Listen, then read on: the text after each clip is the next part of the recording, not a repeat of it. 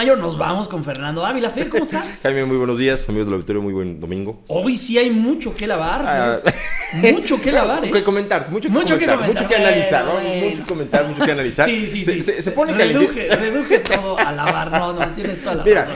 Lo habíamos ya comentado, lo habíamos ya platicado. Este año, particularmente en términos de lo que es las elecciones estatales, que se van a llevar a cabo en junio, en donde, bueno, son 3 estados los que renuevan gobernadores, Veracruz lo sabemos también, solamente será un tema de ayuntamientos, pero de esos 3 estados que renuevan gubernaturas, sin lugar a dudas, uno de los más significativos, que va a llamar más la atención en términos generales, pues es por supuesto el Estado de México. ¿Por qué? Porque se trata del padrón electoral más grande del país, se trata también, finalmente, de la tierra del presidente de la República, es el antecedente que regularmente se considera o se toma muy en cuenta previo a la propia elección presidencial de cualquier momento del que se planteé. En la elección del Estado de México es un año antes de la elección presidencial, entonces regularmente se le nombra como el gran laboratorio electoral de la siguiente elección. No necesariamente, ya también lo hemos platicado, no necesariamente se enfoca de esa manera o se traduce de esa misma forma, pero sí es un referente importante desde el punto de vista electoral de cómo se están estructurando las fuerzas políticas, de cuál es el desempeño que las mismas estructuras partidistas van teniendo y, por supuesto, se puede empezar a adivinar o a intentar predecir qué es lo que va a pasar en la propia elección presidencial. En este caso particular, bueno, la duda o la indefinición y un poco el calentamiento que está teniendo la propia elección en el Estado de México tiene que ver con lo que ya incluso mencionabas hace un momento, Jaime, en el sentido de que hoy se prevé el registro como precandidata de Josefina Vázquez Mota, ex candidata presidencial, y que bueno, eso le da un tono muy interesante, le sube un poquito el volumen a lo que ya de por sí traía la propia elección del Estado de México por el personaje que se estaría integrando eventualmente a la contienda en el gobierno del Estado. Fer, ¿le alcanza a Josefina Vázquez Mota? Porque perdieron valiosísimo tiempo, mientras el Morena, por su parte, y Delfina Gómez con Andrés Manuel López Obrador han ya venido trabajando, Alfredo del Mazo ha venido trabajando también con el PRI. En el PAN estaban ahí muy entre ellos, ¿no? Estrictamente hablando, este periodo es de precampañas. Luego, entonces, pero los otros dos están en medios. Sí, pero están en un escenario en donde la misma estructura de la legislación electoral no te permite hacer una campaña abierta. Técnicamente, ciertamente hay una presencia en medios, los medios cubren lo que están haciendo cada uno de estos precandidatos, así sea de manera interna, sea con sus militantes, con sus afiliados, ciertamente hay un seguimiento, pero no es igual a cuando ya tienes una contienda abierta, cuando estás en franca campaña política y que te permite no solamente hacer un planteamiento mucho más amplio respecto de lo que son tus programas o proyectos de gobierno, sino inclusive dirigirte realmente a toda la población. Entonces, en este momento, lo que realmente se está viviendo es una precampaña que ciertamente le puede dar cierta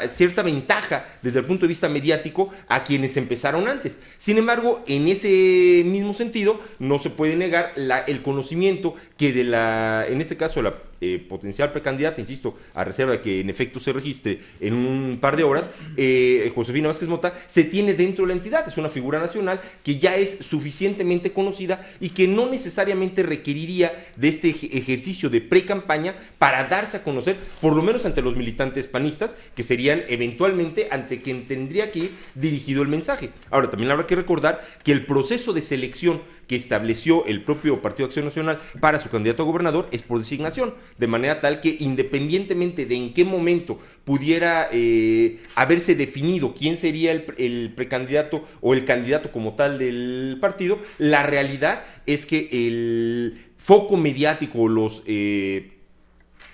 todas las luces que deberían de estarse situando encima de quienes están buscando esta aspiración, no necesariamente implica, insisto, una desventaja o una ventaja una vez que arranca la campaña. Hoy, Josefina Vázquez Mota,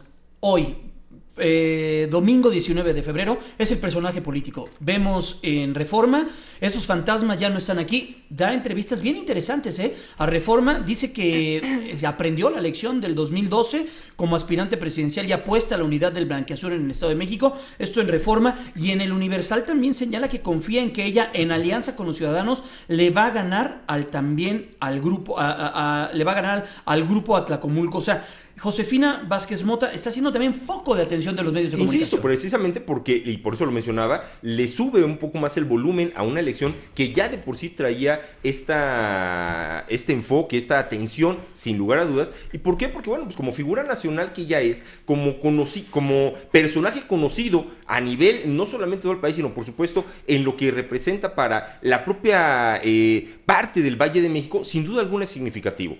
Ahora, habrá que ver si ese conocimiento, si el hecho de que la ciudadanía la reconozca como personaje, se traduce en un nivel de votación importante, porque eso es en muchas ocasiones lo que de pronto se nos escapa. Una cosa es que tú seas un personaje suficientemente conocido, quizá el más conocido, ¿no?, a nivel nacional, y bueno, ¿qué tanto esto se va a traducir en una copiosa votación el día de la elección y en una entidad en la que no necesariamente has tenido demasiada actividad política? Simplemente en la elección presidencial, en la del 2012, Josefina Vázquez Mota en el Estado de México obtuvo cerca de 1.200.000 votos contra casi 3 millones de Enrique Peña Nieto, que bueno, entendemos también, venía saliendo de gobernador de su propio estado, pero nos da una idea, insisto, de lo que hace 5 años podía haber tenido como referente, ya como candidata presidencial en esa entidad en la que su participación política no necesariamente está arraigada. A ver, ese es el personaje, llámese el personaje que va a aparecer en la boleta, el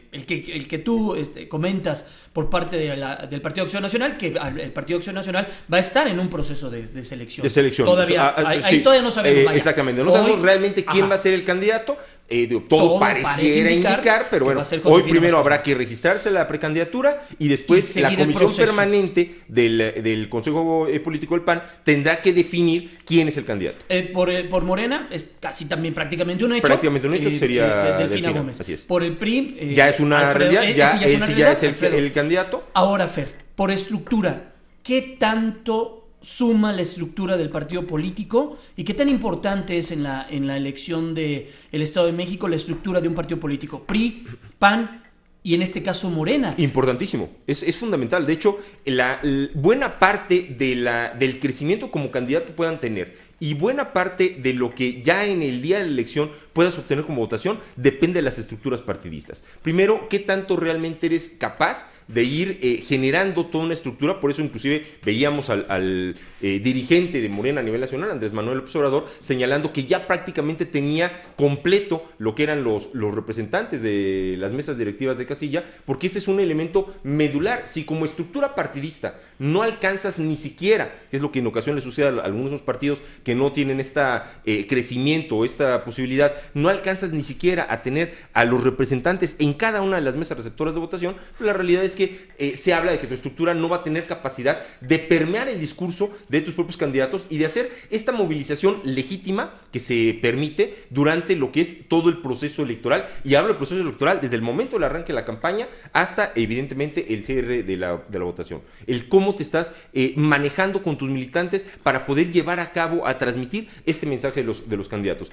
En el Estado de México son 60 días de campaña. Para una entidad, ¿no? Para una entidad del tamaño que es el Estado de México, es prácticamente imposible para los candidatos poder hacer un recorrido completo de todo el Estado que permee a más todos de los ciudadanos. 120 municipios. Son ¿no? 125. 125 Entonces, municipios. realmente no te da tiempo para permear a toda la ciudadanía. Dependes de tu estructura para lograr llevar el mensaje a todos lados. Entonces, sí es fundamental la estructura de cada partido político, la unidad que tengas. Por eso, precisamente por eso, mucho se señalaba que en buena medida lo que detenía un poco esta definición era el sentir, en el caso del PAN, que no había esta unidad. Es fundamental, de lo contrario, el éxito o el fracaso se ven muy lejanos. Pues habrá que estar muy, muy al pendiente de las estructuras partidistas y de lo unido o desunido que llegan a esa Eso es contienda fundamental, electoral, ¿no? Si los partidos no llegan unidos a la contienda, difícilmente. Fernando Ávila, muchas gracias. Un gusto, Jaime, excelente domingo. Muy buenos días, es Fernando Ávila, nuestro experto en la agenda política. Una pausa, 8:12, volvemos.